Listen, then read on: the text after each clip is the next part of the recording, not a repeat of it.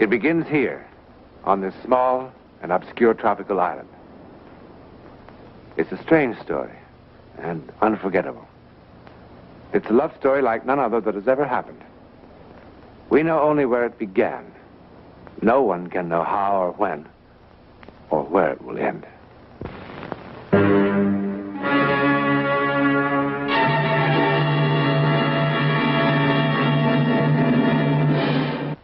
A few months ago, finding myself with an unexpected 10 days off, and sort of feeling a need for a rest and a complete change of scene, I took a plane down to San Salvador. From there, I short hopped to the island village of San Torrentado, where a friend of mine had assured me I would find a small, comfortable hotel on a picturesque bay. Everything he'd said was true. It was absolutely beautiful, isolated and quiet. And the food and air were clean and refreshing, as nature had intended them. Don Newland? Beg pardon? Don Newland? No, John Newland. Oh, I'm sorry. My name's Bentley. I live here, the other side of the island. Oh, sit down, Mr. Bentley. Thank you. One of the guests at the hotel said that he recognized you, said that you do a television program of your own back in the States, dealing with unexplainable things. Unexplainable? Well, many of them are unexplained, but no one can be sure whether any one of them is unexplainable. I mean, they don't fit our rules of logic or fall within the scope of our scientific knowledge yet. But they have happened, apparently. That's it. This isn't logical. It doesn't make any sense at all. This thing, whatever it is, has been on my mind. Well, I guess on my conscience, to be more to the point. It began when a man by the name of Wilson, Philip Wilson, came down here from San Francisco for a vacation.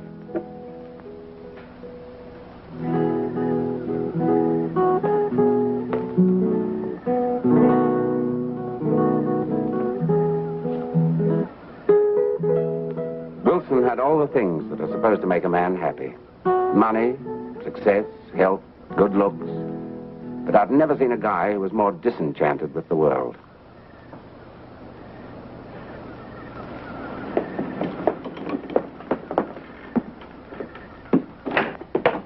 And now, madam, if you'll give me your undivided attention. Oh, Mr. Bentley, you disappoint me. Did you escape the economic pressures of a complex society only to become a peddler of native artifacts to unwary travelers? Peddler? An artist reluctantly sells the fruits of his inspiration, and you call him peddler. Did you really make all these? Yeah, why, they any good? I'm not much of a judge. I like this one. How much? How much do you like it? Bentley, you'll never be a star salesman. I don't want to. I've arranged things very carefully here. I lead the full life by not wanting anything I can't easily have, and I don't intend to let anything rock the boat. If it weren't for an occasional cigar and a few beers and a new pair of tennis shoes when these were out, I probably wouldn't even bother to make these. That's an interesting, if decadent, point of view. I like this little statue. About, $20 worth? 20? Do you want to ruin me? $5, not a penny more. All right. If you let me send you a good box of cigars when I get back to New York. Only if you take another one of these as advance payment. And remember, just one box. Don't louse up my life. Charming, don't you think? No. Oh, he's not very charming. But he is good looking. Bartender. Will you get Mr. Wilson another one of whatever he was drinking, please?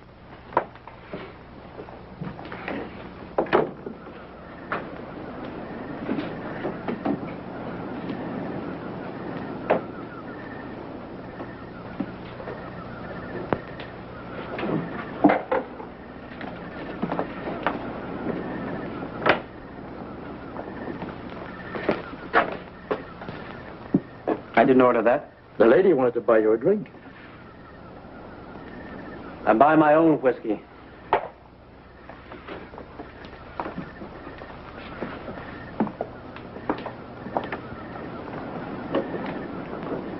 Well, that was pretty nasty. She was only trying to be friendly. I didn't ask for her friendliness, or yours, as I tried to make clear to you a few days ago. I know what you're afraid of. But Mrs. Garron isn't looking for another husband. She's not even taking alimony from her last. Money is the least of the things a woman takes from a man. What makes you so bitter, friend? 2 ex-wives. What makes you so nosy, friend? Just a lively curiosity. I enjoy watching the human race. Especially when I see someone with a lemming complex. You know those little animals that run like crazy until they destroy themselves in the sea? They're so busy concentrating on whatever's driving them. They can't see or think about anything else. Bentley. Yeah? Tell the lady I'm sorry. Tell yourself.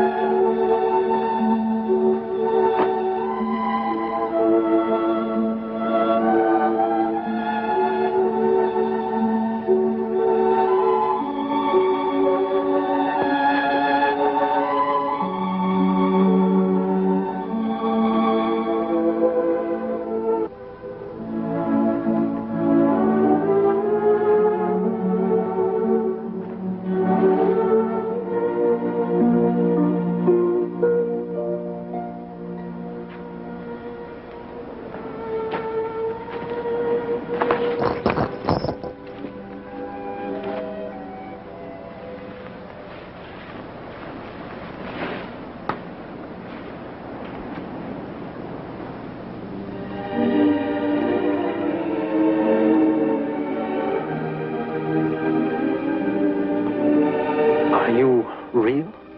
Yes. I don't believe it. Why? It must be the moonlight, isn't it? Is it? Of course. If I reach my hand out to touch you, I'll touch nothing.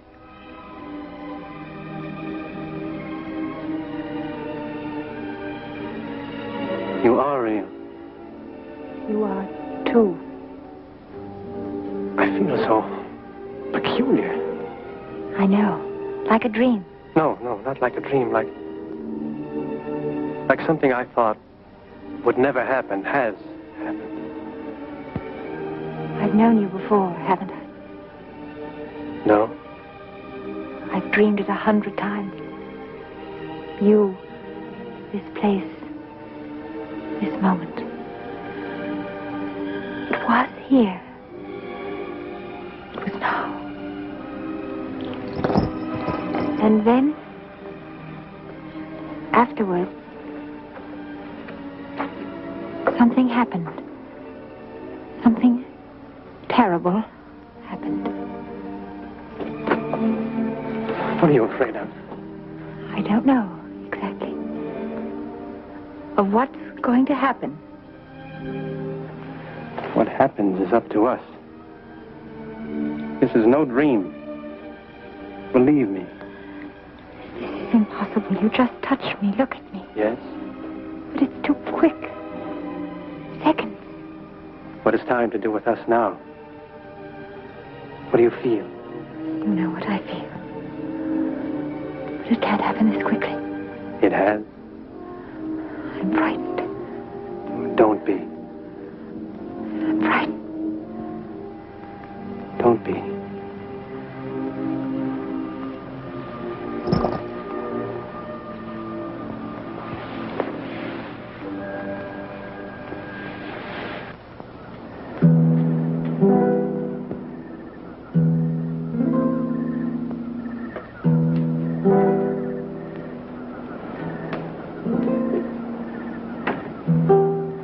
Impossible is that we both should have come here to this little hotel in this out-of-the-way place at exactly the same time. San Torrentado. When I first saw it on a map, it was like something I remembered. Or a dream? I'd hate to tell you how long I saved for this dream. Delia. I'd like so much to know all about you. When you were vaccinated, what's your mother's name, how old you are. Do you like to go swimming? What do you do when you're not dreaming? I work, and darn hard. Doing what? This. Well, that's very pretty. I designed it. May I see it?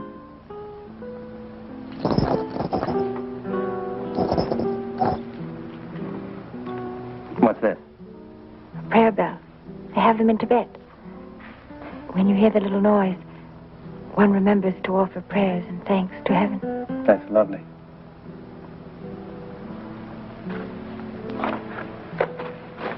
Where do you live? St. Louis. What's your father's name? Henry.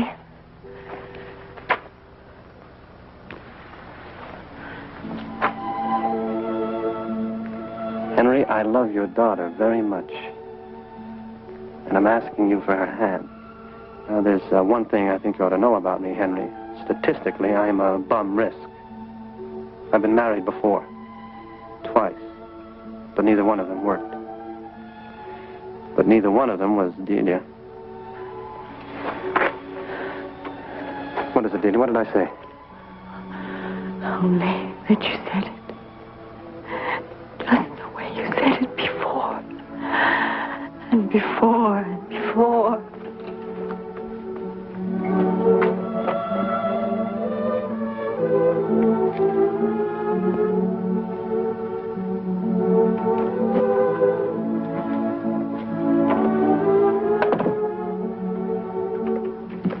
Delia.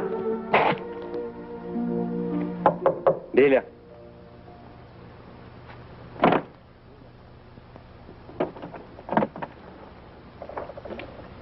Well, it's a little early in the morning for apologies. Come in.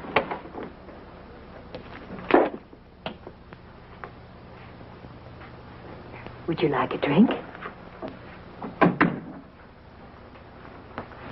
I didn't know she shared this place with anybody. What? Well, she didn't say anything, but I just assumed it. Who is she? Delia. Now, where is she? What in the world are you talking about?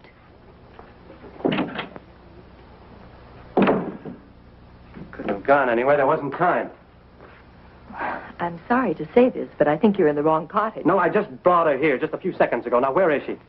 My friend, if you want to get drunk, that's your business, but leave me out of it. Goodbye, Mr. Wilson.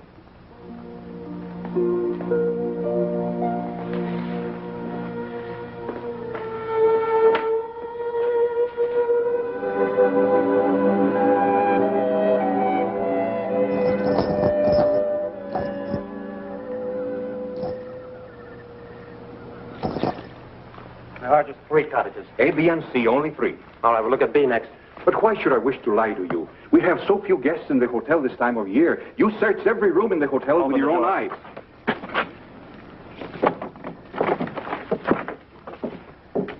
Are you satisfied, senor?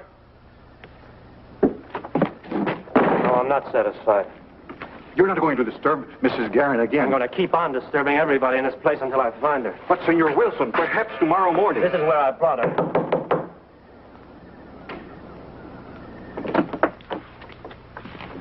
1,000 pardons, senor. I tried to stop him. Are you going to tell me what happened to her? Is this sort of nonsense part of the regular service of the hotel? Are you going to tell me where she is? Please, Senor Wilson, believe me. There is no such young lady in the hotel. Look, I've had this cottage for a week. No one else has been here tonight or any other time. I never saw your Delia or whatever her name is. I never saw her. Well, I know someone who did. Con permiso.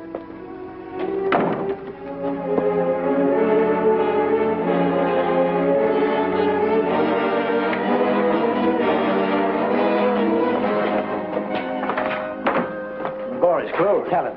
Senor? Tell him who was here with me tonight. You just tried to tell him she wasn't here tonight. I do not understand. You had dinner on the veranda, yes. And the food and the wine were just so, yes. But you were alone, senor. What? You said it was for two, and I served dinner for two. But I only charged for one. You were alone, senor. I only charged for one, senor Maduro. I only charged for one. You signed the check you did not see? I suppose you don't remember the seat today. Oh, but of course. It was left on the table. And who was wearing it? I cannot say. It was left on the table. It is all I know. Tell the truth. Why didn't you tell the truth? Senor! What have you done with that? But, Senor Wilson, If please. you've done anything to her, I'll kill you. I swear it. I'll kill you. He went to see the United States consul.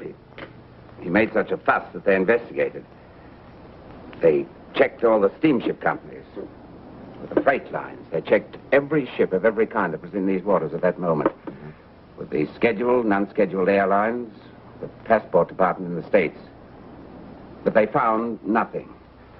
After all, they only knew her first name, Delia, and that she was supposed to live in St. Louis. Is that the end of the story? I only wish that it were. Well, after a few days, Wilson went to St. Louis and began searching for some trace of the girl. He checked all the jewelry manufacturers, all the designers, everything he and the detective agency had hired could think of. But no one had ever heard of such a girl. He tried to find out who made or sold bracelets like the one he had, but he didn't get anywhere. After months of searching, he came back here. What for? To wait for her, he said. He was sure she'd come back. That was 8 years ago. He gave up everything back in the States and just stayed on here week after week, month after month, waiting. And he began to drink. He hardly ever spoke to anyone.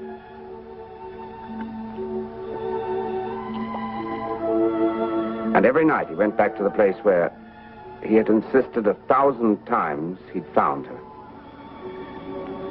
I guess he described her to me 100 times. What she looked like, what she wore, what they said to each other, the whole thing. He didn't seem to ever think about anything else. And he kept drinking to try to blot out his thoughts. One evening, just about a week ago, after this had been going on for almost 8 years, I couldn't stand to see it happening any longer, and in my infinite wisdom, I decided to do something about it.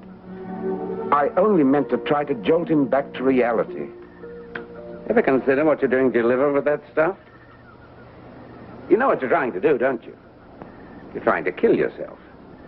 In a nasty, messy, unattractive way, by degrees. Well, of course, you want to be the local screwball.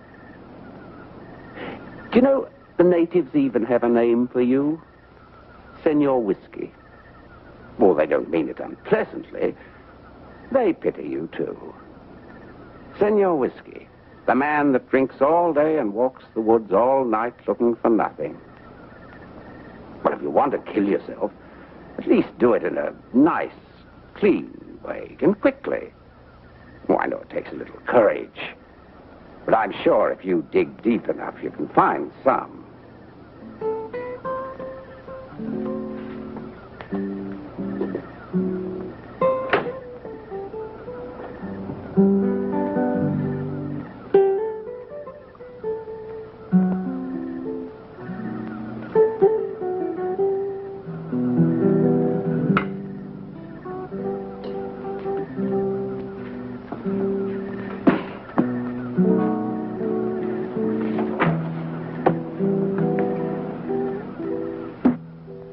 The next morning, the police found his body about 2 miles down the coast.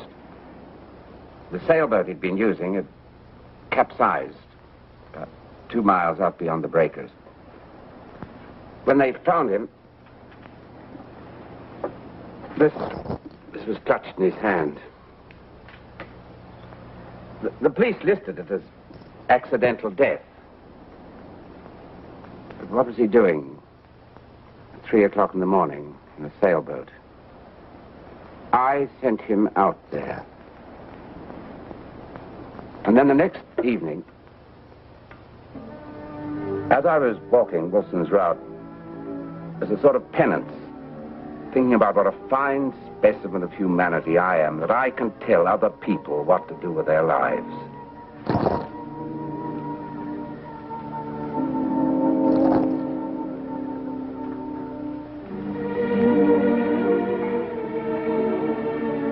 Hello. Delia? Yes, Is Delia Delia Houston. from St. Louis? What does the hotel do? Give out a biography on each of its guests. Do you like it? I designed it. That's what I do. I design jewelry. Well, that's fascinating. That's quite a story, Mr. Bentley. Now you'd like me to explain.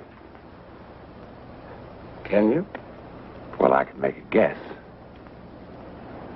You felt terribly guilty about causing Wilson's death. Yeah. But in the first place, the police called it accidental death.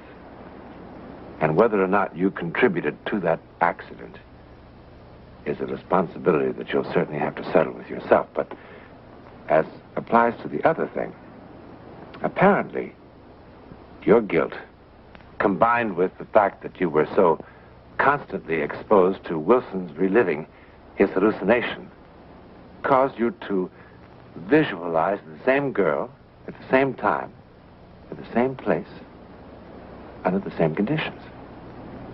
Is that your explanation? Well, it's an explanation. There could be dozens of others. But to call it a psychic phenomenon...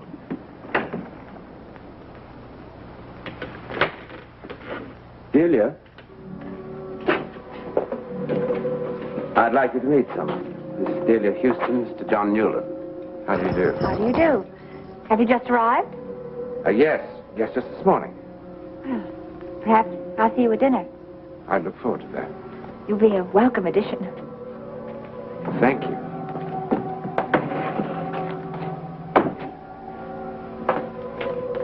When she was younger, about 8 years ago, she told me she kept having a dream over and over again, and that she was here. You can check everything I told you. Yes, Hunter.